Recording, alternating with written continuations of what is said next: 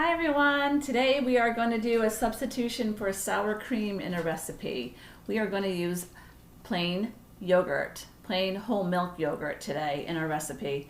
We are going to make lemon sour cream muffins, but instead of sour cream, like I said, we're going to use yogurt.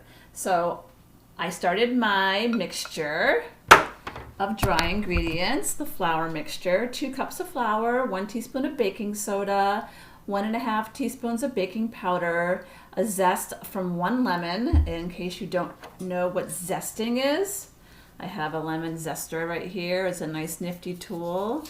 And what I'm going to do is I'm going to take the skin of the lemon and kind of break up that outer layer of a clean lemon and work it to go into the bowl with the dry ingredients. I also have a 1/2 cup of white sugar in there, and that's it for the dry ingredients. So what we're going to do to mix it all up is we're going to make a little hole in the center, and we're going to add our butter. We have 1/3 cup of butter. We're going to add that little by little. I'm going to put the eggs in. I have 2 eggs. Put those in. Kind of like incorporate it. The good thing about this recipe is that the substitution is actually healthy. And we're doing 1/3 cup of lemon juice. It's about a lemon and a half. And I'm going to mix in the yogurt. There we go. It's going to be kind of rich and delicious. And a little bit more of that butter. The butter is melted, so I didn't want anything to start cooking ahead of time. This makes a really thick batter.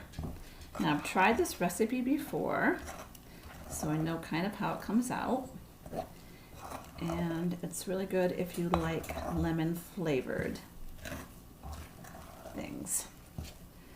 So that's it. It's a very simple recipe. The longest thing is actually the zesting of the lemon and squeezing the lemon juice to add to the recipe.